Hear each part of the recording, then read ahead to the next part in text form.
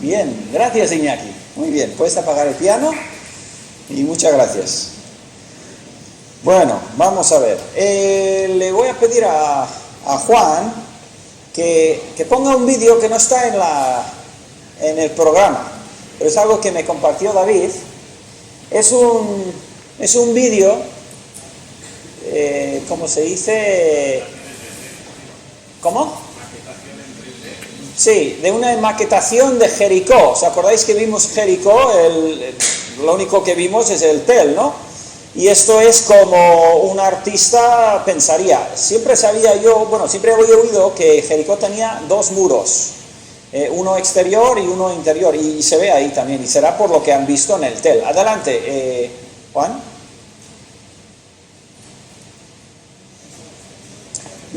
No tiene palabras, es solamente ver cómo...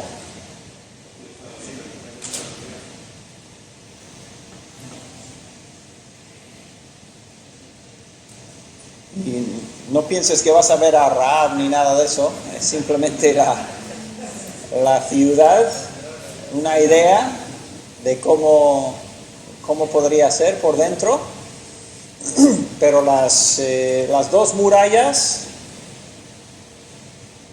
pues tal y como estaban construidos los muros, pues cuando Dios los rompió de tal manera como dijo, pues se ve un poco al final cómo podía ser.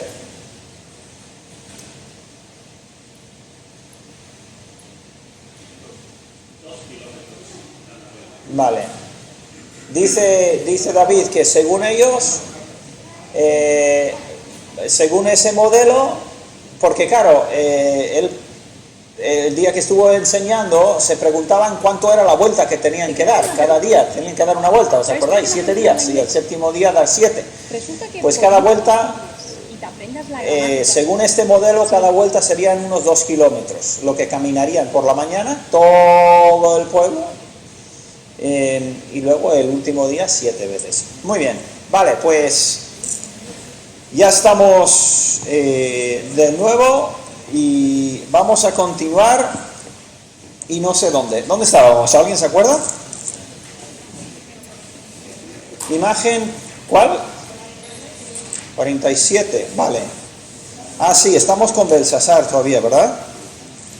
A ver,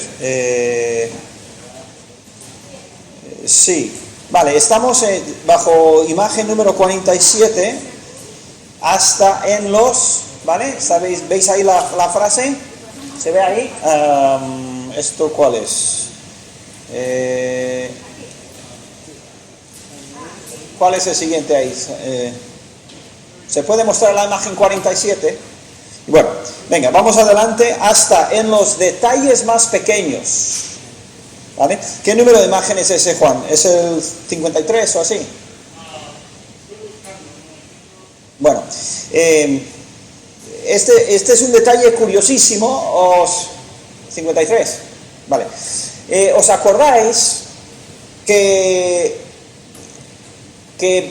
Belsasar, que por cierto alguien me hizo una buena pregunta, dice el texto en Daniel 5, salió la reina a hablar con Belsasar diciendo, tu padre no sé qué, no cuántos, cuando hemos entendido que el padre de Belsasar era Nabonido, no Nabucodonosor, pero en los idiomas hebreo y antiguos era muy común, no es nada raro que el padre se pueda referir a cualquier padre antepasado, e hijo también, soy el hijo de Napoleón, no quiere decir que soy directo, sino descendencia de Napoleón, por ejemplo. No es cierto, pero y se habla así comúnmente. Entonces, cuando ella entró en el salón de banquete y le dijo, además le dijo, tú sabías muy bien lo que pasó a tu padre cuando se incorporó.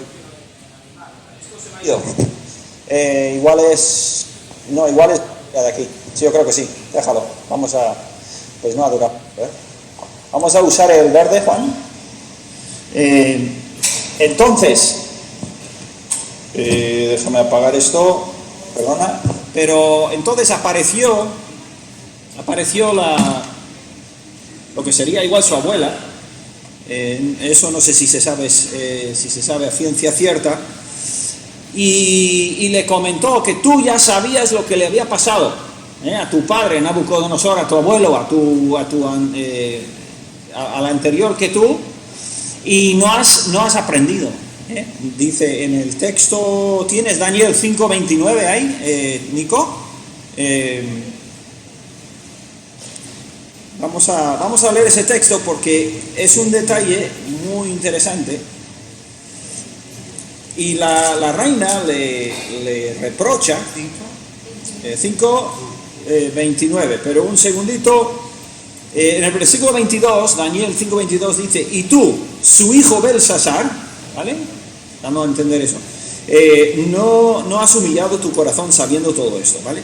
Ellos no están, ellas saben muy bien quién es el padre y quién no es el padre, pero usando el idioma que ellos usan, o de la manera en que ellos usaban el término, pues le dijo que era su hijo. Y luego sale la mano que pone Mene Mene Tekel Uparsin y eso, y temblando las rodillas de Belsasar. Y entonces en el 29, que lo va a leer Nico, si está puesto el micrófono, está el azul, venga. Entonces mandó Belsasar a vestir a Daniel de púrpura y poner en su cuello un collar de oro y proclamar que él era el tercer señor del reino. Vale, gracias. Bien. Ahora, cuando hemos leído eso, igual alguno ya sabe, porque ya lo ha estudiado o lo ha visto en las notas, pero ¿os dais cuenta de un detalle? Belsasar, el rey, le ofrece a Daniel ¿qué posición en el reino? El tercero. ¿Por qué? ¿Por qué el tercero? No el segundo, no el cuarto. Si era el rey, pues el segundo, el tercero. Bueno, lo leemos y nos lo saltamos y no le damos mucha importancia, pero recuerda que la palabra de Dios sabe muy bien lo que pone. ¿Por qué le ofreció el tercero? Porque Belsasar en realidad era correino con su padre, correy con su padre, y él era el segundo. Así que el segundo era su puesto, no podía dar el segundo, pero el siguiente puesto, ¿cuál era? Pues el tercero. Y claro, Daniel cuando lo escribe y el Espíritu Santo le guía, pone exactamente las cosas como son. Y es el tercero precisamente por esa razón. Y todo eso, incluso la arqueología, nos ha ayudado a entender por qué ese tema, ¿no? Y no es la primera vez en la Biblia donde un rey está reinando como correy con un padre, por ejemplo, y entonces eso a veces cambia el vocabulario y hay gente que se echa enseguida a decir mira qué fallo, mira qué error, y es por ignorancia, siempre al final es lo mismo. Entonces, en lo que tenemos aquí, hasta en los detalles más pequeños, ¿por qué en Daniel 5:29 Belsasar le prometió a Daniel ser tercero en el reino? Porque el tercer puesto era el más elevado que Belsasar era capaz de dar, pues reinaba bajo su padre Nabonido, ¿vale? Bien, entonces vamos a seguir adelante y vamos a ver otro tema. Hay muchos temas que se podrían estudiar. Yo desde luego en absoluto soy un especialista en ninguno de estos temas. Yo solamente estoy aprendiendo y soltando lo que aprendo. Y en alguna ocasión podría incluso meter la pata, decir algo que no es cierto, pero mayormente no, lo tengo estudiado, ¿no? Pero desde luego que esto es un tema muy grande y hay muchas áreas de arqueología que se podrían incluir. Yo he incluido esos al azar, los que me han parecido interesantes, porque nunca pensaba enseñar nada de arqueología. Simplemente lo estudiaba por interés personal y bueno, han salido algunas oportunidades y de ahí ha salido este estudio. Así que hay mucho más que se puede dar, se puede mejorar lo que yo estoy dando 1000 veces, pero por lo menos es una especie de apertura, ¿no? Una especie de abrir el apetito para algunos de vosotros con este tema. Una de las ideas o uno de los temas que hay que tratar cuando uno es arqueólogo es cómo le pongo fechas a los objetos, cómo le fecho, cómo le digo esto tiene 2000, ¿Te acuerdas que este señor dijo 2700 años? ¿Te acuerdas del vídeo? ¿Cómo sabe que son 2700 años? Bueno, hay diferentes maneras de llegar a esas fechas. Y a veces los procesos no son tan lógicos como uno pensaría. Y vamos a ver un poco ese tema también. Pero normalmente sí que se puede. Hay procesos. ¿Cómo se determina? Estamos ahora en edad de los objetos. ¿Cómo se determina la edad de los objetos en un yacimiento? Bueno, normalmente se determinan por los estratos de la roca alrededor. O sea, si tú tienes una capa, otra capa, otra capa y otra capa, y vas contando y ves que esta capa es del siglo 7, esta capa es del siglo 8 antes de Cristo, esta capa es del siglo 9, y en la capa del siglo 8 encuentras, yo qué sé, una taza de cerámica, pues puedes saber que como mínimo tiene 8, más nuevo no podría ser, más viejo sí podría ser, pero vas haciendo deducciones así, ¿no? Oye, que este es el tiempo de los sueños, por cierto, la cuarta sesión es la que más difícil después de comer, ya lo sé. Así que bueno, si quieres dormir, sube la mascarilla por encima de los ojos y así no me doy cuenta. Pero se nota muchas veces por el estrato, pero hay problemas. También depende, seguimos viendo, también depende de tu filosofía o de tu fe. ¿Cómo vas a fechar? ¿Cómo vas a poner una edad? Depende de lo que crees, muchas veces también, ¿vale? Vamos a poner aquí un ejemplo. Es un ejemplo, digamos, hipotético. No estoy queriendo insultar ni a uno ni a otro de estas carreras, o como diga, oficios, pero si eres un geólogo, bien, si eres un geólogo o un paleontólogo ateo, ellos están dentro de un sistema de pensamiento automáticamente desde que empiezan a estudiar. Su mundo es un mundo de la evolución. Es un mundo que dice que que llevamos evolucionando durante millones de años.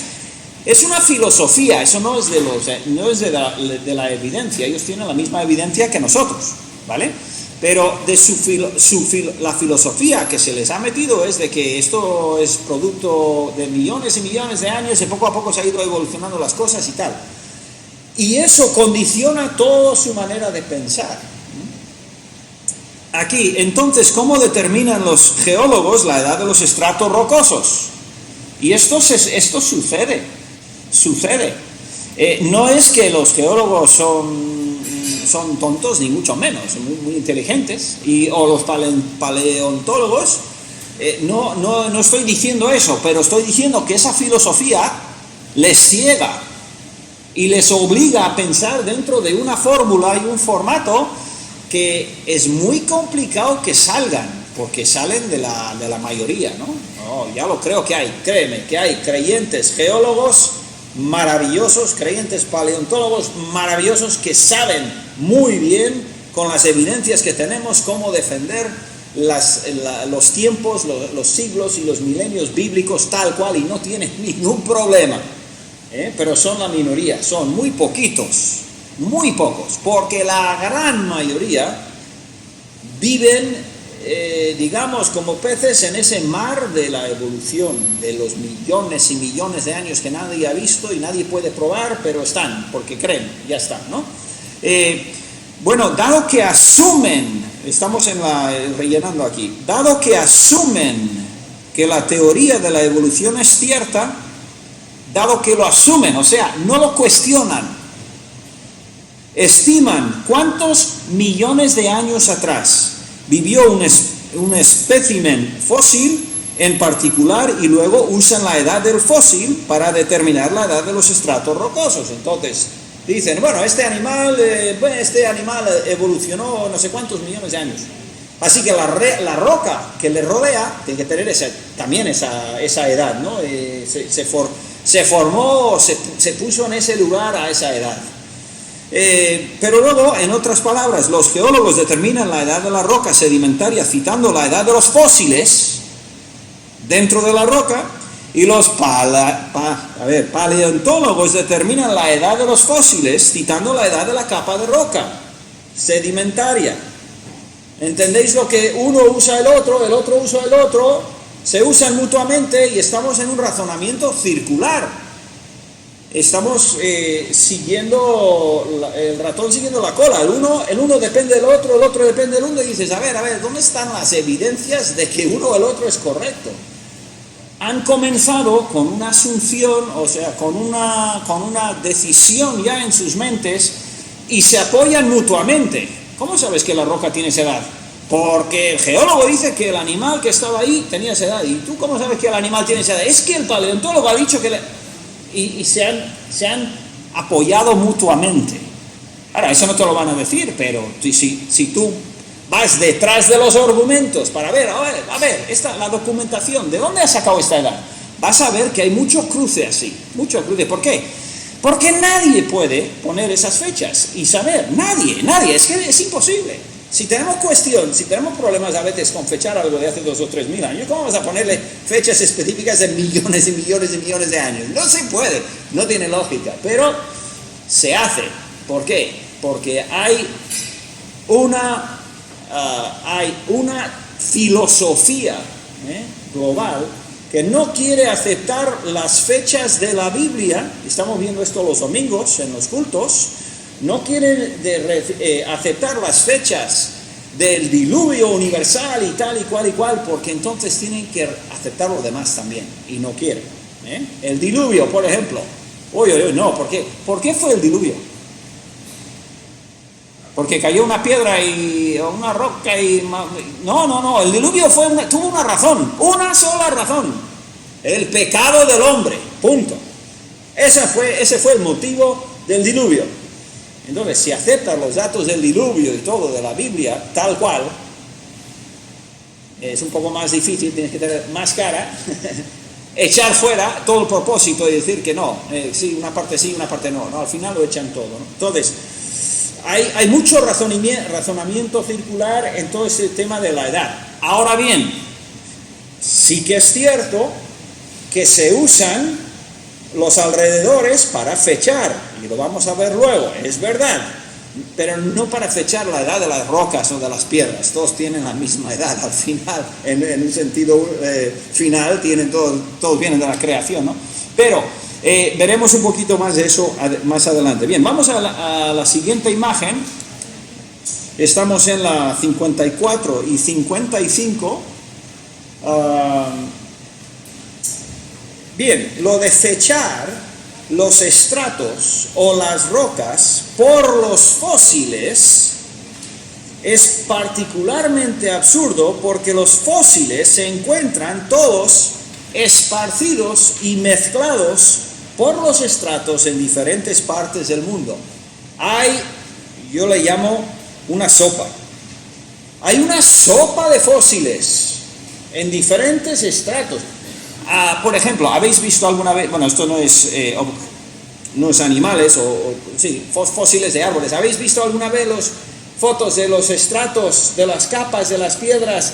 Cada capa tiene, vete a saber cuántos millones, eso quieren decir, pero luego hay un árbol que está recto entre todos. ¿Habéis visto alguna? Ahí hay muchas fotos de eso, si lo queréis buscar en internet. Y dice, a ver, este árbol, a ver, ¿cómo ha conseguido este árbol sobrevivir tantos millones de años? Porque todas las capas, y ahí está el árbol en vertical, ¿no? O alguna cosa que está entre un montón de capas, y dice, pero ¿cómo puede ser? ¿Por qué no? Porque no tienen esa edad. Es lógico, pero hay que buscar las respuestas. Ahora, ¿a qué nos suena esta sopa de fósiles? De que aquí están en esta capa, aquí están en otra capa, aquí están mezclados, aquí uno arriba del otro, el otro arriba del otro, debajo, y toda esta sopa por todo el mundo. ¿A qué nos suena? Al diluvio, claro, al diluvio. ¿Qué es lo que hace un diluvio? ¿Qué es lo que hace el agua? Si quieres ver lo que hace el agua, vete a Jerry. Si puedes. A ver, vas a ver lo que hace el agua. En poco tiempo. Hace estragos. Y ahora tenemos una montaña que no había antes, una montaña de barro, de más o menos 5 o 6 metros de alto. Y ahí adentro, si pudiéramos entrar, hay capas. Todo ocurrió en el mismo tiempo, pero habrían capas igual. No sé, no te puedo decir exactamente qué hay o no que hay, pero eso se formó, sabemos nosotros, sí o sí, que eso se formó en un día.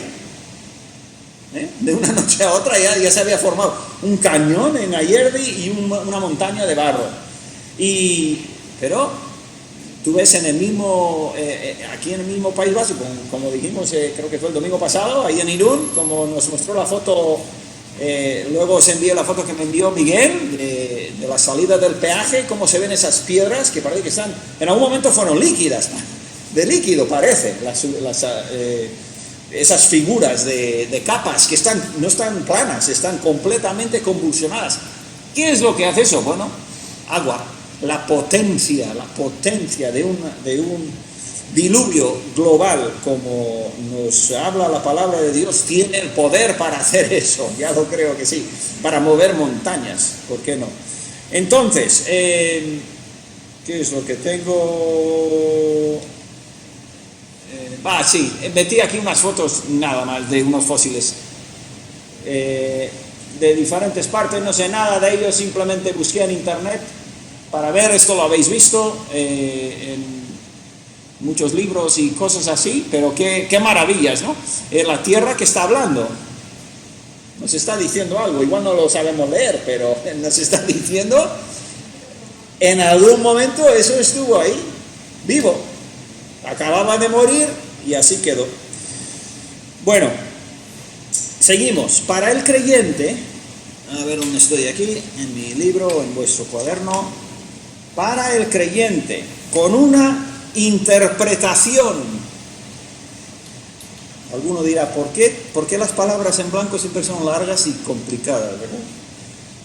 Una interpretación literal, normal, lógica de la Biblia, todo es mucho más sencillo, ¿vale? Muchas cosas los pueden entender los niños. Nico, ¿nos quieres leer ahí unos versículos? Salmo 8, y yo voy a coger el siguiente. Salmo 8, 1 y 2. Sí. Oh Jehová, Señor nuestro, cuán glorioso es tu nombre en toda la tierra. Has puesto tu gloria sobre los cielos. De la boca de los niños y de los que maman, fundaste la fortaleza a causa de tus enemigos, para hacer callar al enemigo y al vengativo. Vale, muchas veces vemos en la Biblia que el Señor disfruta de alguna manera en que las verdades las entienden y las expresan incluso los niños, mejor que adultos a veces, por su sencillez, por su mundo pequeño, que lo entienden de la manera que lo expresan, no tienen toda la complicación que los adultos tienen y hemos aprendido y hemos formulado ya nuestras ideas y nuestras filosofías y no podemos ver lo que está enfrente de nuestra nariz y el niño lo puede ver, ¿no? A veces pasa así y el mismo Señor lo dice. Yo voy a leer Mateo 18 y Nico, si puedes buscar 1 Corintios 1, yo os leo en Mateo 18, 2, dice, y llamando Jesús a un niño, los discípulos decían, ¿quién es el mayor en el reino de los cielos? Tenían ahí una pregunta muy teológica, muy profunda, y Jesús cogió un niño, lo puso en medio de ellos y dijo, de cierto os digo que si no os volvéis y os hacéis como niños, no entraréis en el reino de los cielos. Y a lo largo de los siglos, ha sido cierto que el Señor muchas veces enfoca su revelación y sus maravillas a los que son sencillos y como niños, que no se han complicado con cosas demasiado profundas, sino que como dijo el salmista incluso una vez, dijo, no me lío con las cosas tan profundas, prefiero lo sencillo, lo que es claro, lo que es evidente. Luego en 1 de Corintios 1, 26 al 29. Pues mirad, hermanos, vuestra vocación, que no sois muchos sabios según la carne, ni muchos poderosos, ni muchos nobles, sino que lo necio del mundo escogió Dios para avergonzar a los sabios, y lo débil del mundo escogió Dios para avergonzar a lo fuerte, y lo vil del mundo y lo menospreciado escogió Dios, y lo que no es para deshacer lo que es, a fin de que nadie se jacte en su presencia. Vale, entonces vemos allí que es muchas veces el proceder de Dios de usar a los sencillos, incluso cuando en las iglesias, no quiere decir que no hay eruditos, sí, hay iglesias donde hay gente de muchísima educación y de muchísima, de conocimiento, ¿no? Pero muchas veces y mayormente las iglesias, ¿de qué se componen? Por lo menos al principio, ¿no? De gente sencilla, ¿verdad? Gente normal, gente que ve las cosas y entiende las cosas de manera sencilla. Y ese pasaje que escribió Pablo está hablando directamente de la iglesia. Y dice, el Señor muchas veces escoge a los débiles, a los sencillos. Algo curioso que suele pasar en las iglesias es que comienzan sencillos. Luego, con el paso del tiempo, la iglesia va madurando, los hermanos van creciendo en conocimiento, en educación, en sabiduría también, pero en su inteligencia, digamos, o intelectualidad, y se empieza a podrir por ahí arriba, empieza a entrar el orgullo y empieza a destruirse las cosas, y las iglesias que ya tienen un tiempo empiezan a perder su amor y su fervor. Por eso es lo mismo que pasó en Israel, cuando entraron sencillos y humildes, pero luego entró el orgullo, y el orgullo suele crear una revuelta así, ¿eh? Entonces, por eso vuelvo al tema. Muchas veces un creyente sencillo con una fe lógica, lo que dice es lo que creo, supera con creces el que tiene muchísimas letras detrás de su nombre, ¿no? Muy estudioso, pero que lee la Biblia y no la entiende. Para él es un libro cerrado. Suele ser. A ver, para que pongáis las palabras, Salmo 8, las grandes verdades y conceptos divinos, para rellenar ahí, divinos, son muchas veces más fácilmente apreciados por los pequeños. Eso es Salmo 8. Seguimos. Ahora bien, para fechar cosas de varios miles de años, es posible estar bastante más seguro. Si dejamos fuera lo de los millones y cosas así, ¿vale? Y hablamos en términos bíblicos, en términos de edades lógicas, no somos evolución de millones de años, sino que fuimos creados hace aproximadamente 6.000 o 7.000 años. Entonces, tenemos un ejemplo. Este es ejemplo que yo he puesto totalmente al azar, no es hipotético totalmente. ¿Cuándo murió el ratón en Jericó? ¿Vale? ¿Cuándo murió el ratón en Jericó? ¿Qué ratón? Bueno, el que tú quieras, pon el nombre que quieras, da igual, es el ejemplo a lo que voy. Bien, digamos que se constata que en el año 2000 a.C., en Mesopotamia, que es ahí donde el zigurat ese de Ur, ahí Irak, ¿vale? En el año 2000, en Mesopotamia, se inventó una curiosa técnica en la elaboración de jarras de cerámica, ¿vale? Se inventa una nueva técnica, ¿vale?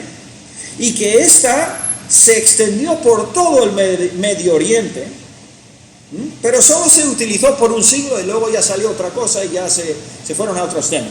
Esto suele ocurrir mucho, temas de metales, de qué se hicieron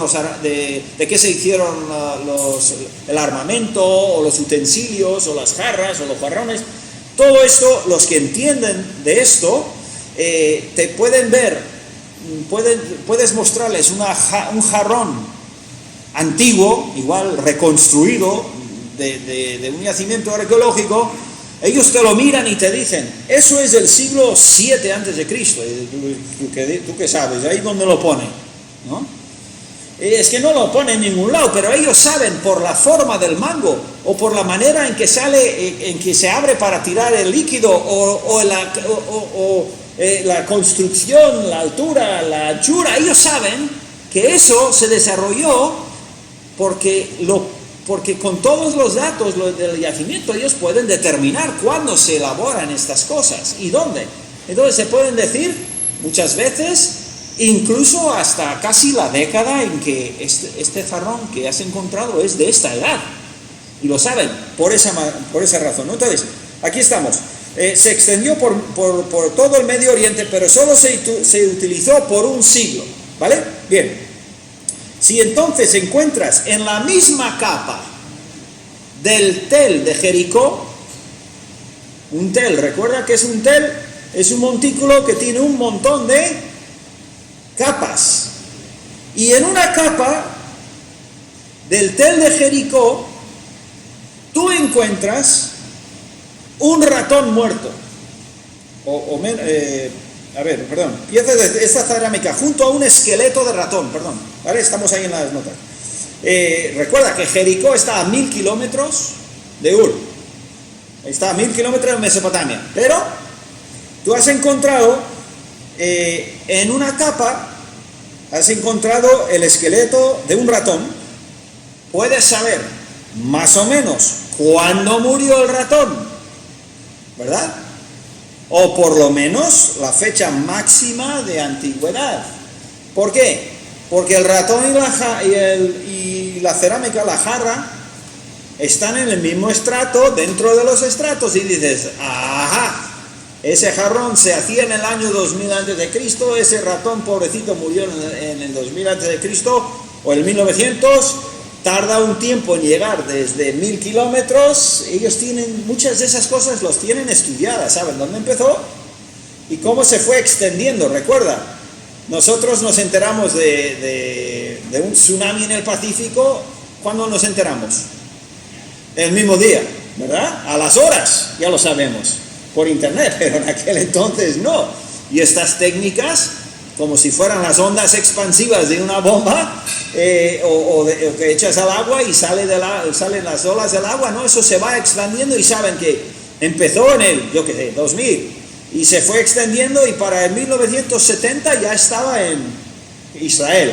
Había llegado por los mercaderes y los viajantes, y entonces así se puede ir fechando. Hoy en día, como hay yacimientos arqueológicos por toda la parte del Medio Oriente y hay internet, pues todos estos datos, cuanto más documentación hay, y esa documentación está libre, y muchas veces está libre, cuanta más documentación, más información puedes tener tú del tel donde estás tú trabajando, porque lo que tú vas a encontrar aquí, porque no era una ciudad aislada del mundo, tenían interacción. Y si es un pueblo como Azor, que dijimos que era un sitio estratégico, un sitio como Megiddo, era camino absolutamente conocido del oriente al occidente, estas ciudades claves, pues al tener mucho movimiento de personas, pues se iban mezclando todas estas, los armamentos y las jarras, los utensilios, la arquitectura. ¿Cómo supimos lo de Fenicia? Bueno, se supo que en Fenicia, pues en esta época se hacían tal capiteles, y aparecen en el mismo tiempo, un poquito más tarde, en Israel, y se puede fechar todas estas cosas, ¿vale? Más o menos va por ahí el tema, explicada de manera por un novato, ¿no? Bien, vamos entonces a la imagen número 59. Déjame ver el tiempo que tengo. Tenemos que correr, qué pena, porque esto, Erasto de Corinto, vamos a tener que correr porque no quiero perder lo último, y en lo último hay algo que desde luego, esto hasta qué hora va, no tengo yo ni las notas, Del 14 hasta... Vale. Venga, vamos que rápido. Romanos 16, 23. Coge tú Hechos 19, 22, Nico, y acerca el micrófono, porfa. Yo voy a leer Romanos 16, 23. ¿Habéis oído de Erasto? La mayoría no, ¿verdad? Es como el Jucal, ¿verdad que sí? ¿Quién sabe? ¿Quién? Porque, ¿qué más da? ¿Quién es Erasto? Bueno, vamos a ver. Erasto. Romanos 16, 23. Os voy a leer. ¿Quién escribió Romanos? Pablo. Bien. Romanos 16, 23 dice: en los saludos, al final del libro de Romanos, os saluda Gayo, hospedador mío y de toda la iglesia. Os saluda Erasto. ¿Quién es Erasto? Tesorero de la ciudad. Y el hermano Cuarto, tesorero de la ciudad. ¿De dónde escribió Pablo este libro de Romanos? Bueno, tienes que estudiar un poco, pero bueno, lo escribió de Corinto. ¿Vale? Vamos a poner ahí en las notas, Romanos 16, 23, os saluda Erasto, tesorero de la ciudad, ¿vale? Aquí dice, lo hemos leído, Romanos 16, os saluda Erasto, tesorero de la ciudad. Decían los escépticos que Pablo se inventó este personaje, otro invento. Erasto, ¿quién es este Erasto? ¿Tesorero? ¿Qué va a saber Pablo de un tesorero? El nombre era muy inusual. Erasto viene de eros, que es una palabra con sentido sexual. Bien, Pablo no podría usar el nombre, dicen ellos, esto es palabras de escépticos, ¿vale? Pablo no podría usar el nombre verdadero de alguien así de importante, así que lo fabricó, se lo inventó para que su carta tuviese más influencia. Aquí están poniendo de feo a Pablo por todos lados. Es un mentiroso, está intentando engañar, en fin. Por cierto, esto es lo que el mundo hace habitualmente, ¿verdad? ¿Tráfico de influencias qué es? ¿Qué es eso? Es usar personas importantes y nombres y tal. Bien, eso es Romanos 16, 23. Erasto, tesorero de la ciudad, tiene que ser la ciudad de Corinto porque está escribiendo de ahí. Ahora escuchamos de Nico, Hechos 19, 22. Y enviando a Macedonia a dos de los que le ayudaban, Timoteo y Erasto, él se quedó por algún tiempo en Asia. Bien, en Hechos 19, 22 está escribiendo, ¿quién escribe Hechos? Lucas. Él dice que dos de los que le ayudaban a Pablo, ayudaban es la palabra ahí, dos de los que le ayudaban se llamaban Timoteo y Erasto. Hombre, sale otra vez Erasto. ¿Quién es este Erasto? Erasto es alguien que le ayuda. La palabra ahí es diaconeo. ¿Os suena? Diaconeo, antes de tener la posición bíblica de diácono, era un siervo, diácono. Pablo ahora está en Éfeso, en ese momento está en Éfeso, ¿vale? En los años 53 al 56. El verbo ayudar o servir es diaconeo, de donde viene diácono, y quiere decir también esclavo, el que sirve en la mesa, ¿vale? Entonces, los escépticos, recuerda que los escépticos no solo van a por Daniel o a por Génesis, van también a por Pablo, a por los libros del Nuevo Testamento, intentando desacreditar a nuestro querido libro, la Biblia, ¿vale?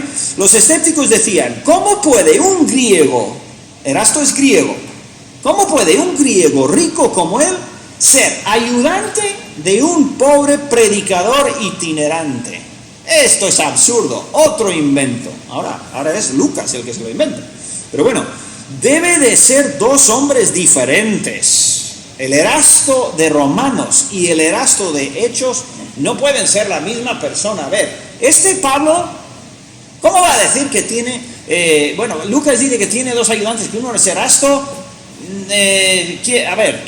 ¿Cómo puede ser? Entonces, el nombre de Erasto es muy raro, ¿vale? Es muy raro, ya veis que además es una connotación que tiene, o sea, el trasfondo del nombre es un poco... ¿Quién llamaría a su hijo eso? Pues alguien, pero le llamó, es un nombre muy raro, no hay muchos Erastos. Al final coincidimos con los escépticos, eran dos hombres diferentes. ¿Pero en qué sentido? Había un Erasto inconverso y había un Erasto salvo.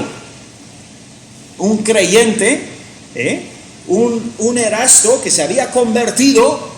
¿Os parece raro que un Erasto que se haya convertido, que es rico, vamos a ver luego también, es rico, es importante de la ciudad, que sirva a Pablo? ¿Os parece extraño como creyentes? No, ¿verdad? Y yo, en la foto, mira, en la foto que hay en la portada estoy yo con el doctor Hudgens, que tiene 80 y tantos años, es un doctor y tiene más experiencia en educación. Bueno. Un hombre majísimo, que en esa misma foto, yo creo que al final insistí en pagar, porque sí, pero me quería pagar él, quería servirme él. ¿Y quién es él? Es un doctor con un montón de experiencia, reconocido, y yo no soy nadie, un predicador de un sitio que nadie conoce en el País Vasco. ¿Y cómo puede ser así? Es normal en las iglesias y en el mundo cristiano, es muy normal, ¿verdad? Que una persona de mucha educación y incluso de mucha fama, que te llegue. Yo he conocido, hemos tenido en Ayerdi personas con doctorados, hemos tenido varios, hombres de muchísima educación, de muchísima experiencia, y mira si están sirviendo a la mesa junto con los demás. Es normal. Erasto decidió voluntariamente ser siervo de Pablo. Qué bonito. Es porque era un Erasto que se había convertido, evidentemente. Y es recordado aquí en estos dos pasajes. ¿Tienes 2 de Timoteo ahí, Nico? Se me olvidó. ¿Tienes 2 de Timoteo 4:20? Sí, léelo por favor, y vamos a ver la tercera vez que aparece este hombre que nunca habíamos conocido, ¿verdad? No nos habíamos fijado en él. Adelante. Erasto se quedó en Corintio y a Trofimo dejé en Milano, en Mileto enfermo. Vale, con eso vale. Fijaros qué poco dice. Tercera vez que aparece Erasto. 2 de Timoteo, el último libro de Pablo, ¿verdad? Dice: Erasto se quedó en Corinto. Bueno, ¿de dónde era Erasto? Era de Corinto. ¿Dónde estaba Erasto cuando primero apareció en la Biblia? Corinto. Pablo escribió a Romanos desde Corinto.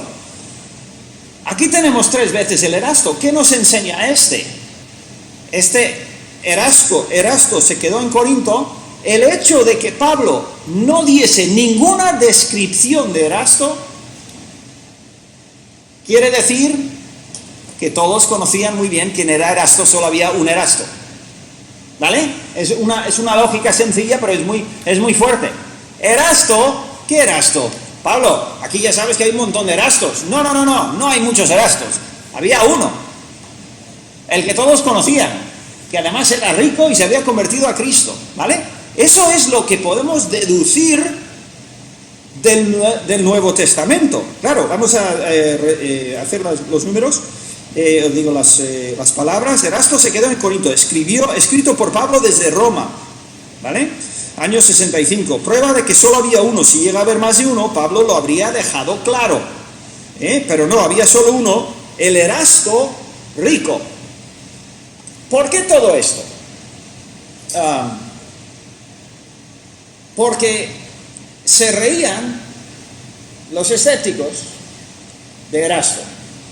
No de Erasto el hombre, pero del hecho de que Pablo comenta de este Erasto: ¿quién eres tú? Eres un predicador que no conoce a nadie, y tú conoces a alguien que es de una ciudad, es uno de los hombres más importantes de la ciudad, venga ya.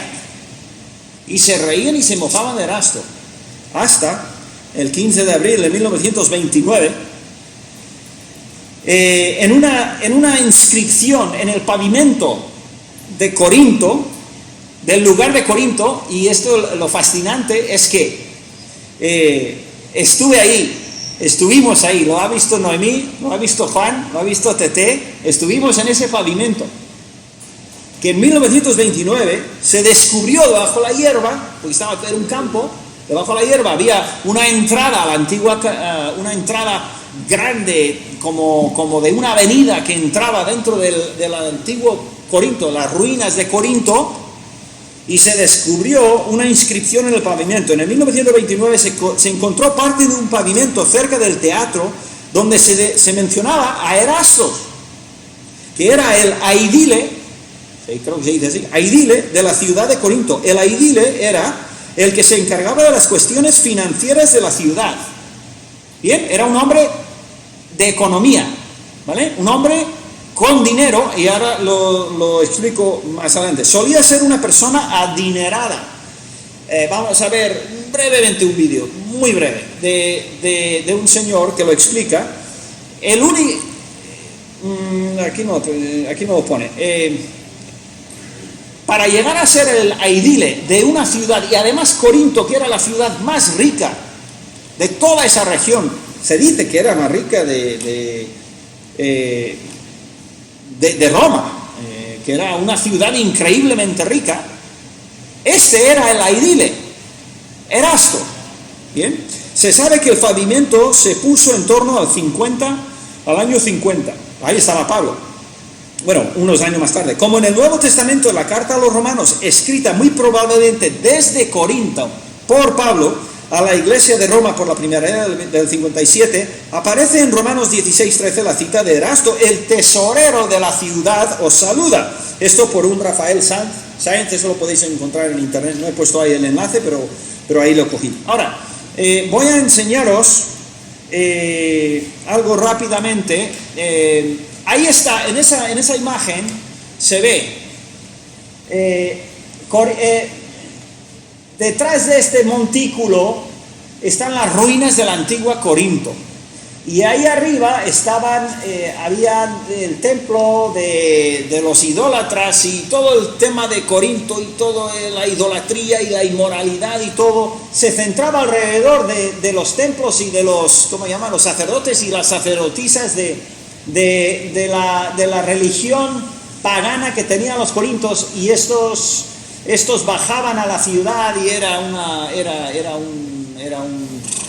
un desastre de ciudad moralmente. Esto es la entrada hacia la ciudad, ¿vale?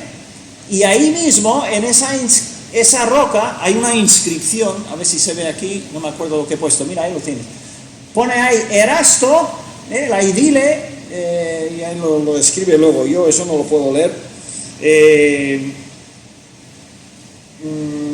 Bueno, lo dejo así, pero esta es la inscripción que Erasto, un tal Erasto que ahí está, pagó y regaló a la ciudad de Corinto. ¿Por qué? Porque, como describe uno, que no vamos a poder ver el vídeo, más que os voy a dejar ver su cara, pero él describe que después de ser el aidile, ellos solían regalar, era muy común regalarle algo al pueblo por haberle dado esa oportunidad, porque esa oportunidad de ser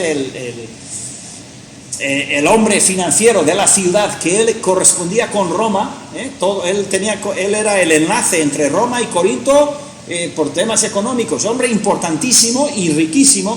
Cuando se jubilaban, pues solían dar algo a la ciudad como regalo por ese honor de haber sido. Y él, evidentemente, esas palabras estaban en bronce, muy bonito, era una obra de arte, esa pieza que estaba en la entrada principal de la ciudad, regalada por este tal Erasto. Recordáis que Erasto era el tesorero del pueblo, según Romanos, ¿no?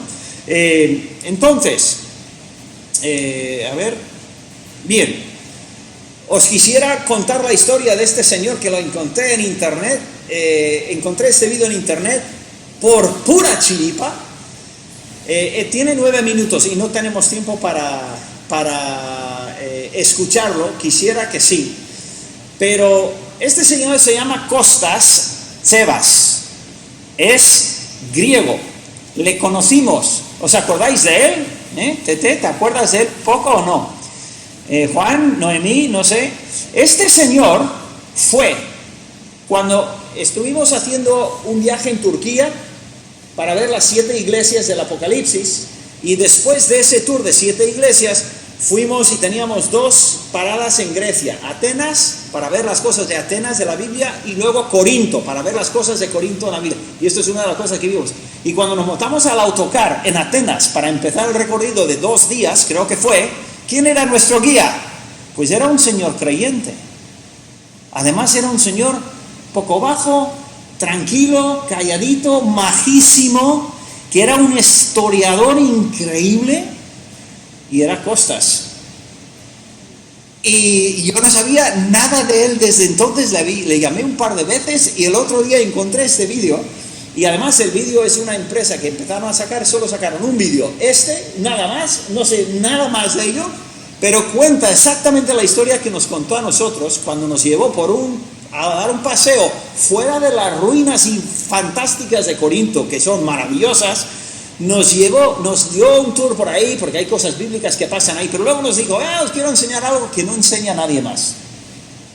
Los guías, los tours estos pagados y tal, esto no lo dejan. Y nos llevó fuera de la ciudad a un campo, y en un campo con hierba hasta el ombligo, no estaba cuidado. Nos pasó por un camino que se veía que pasaba muy poca gente, pero fuimos todo el autocar siguiéndole y él contándonos la historia.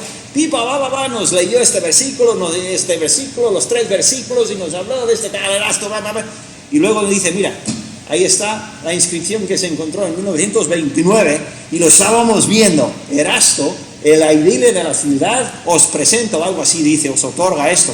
Y era este señor el que es un creyente, es un hermano en la fe, y él cuenta la historia aquí, y solamente ponlo en marcha un segundito si puedes, y pasa un poco rápido, no podemos escuchar. Él cuenta todo lo que yo he dicho, pero mucho mejor, mucho más, digamos correctamente, más elocuentemente, desde luego. Ponlo por la mitad y tócalo, sí. His office administration. Vale. So the benefactor should be Entonces, él está describiendo cómo los escépticos se reían y se mofaban de este señor Erasto en la Biblia, que aparece 3 veces, que no podía ser.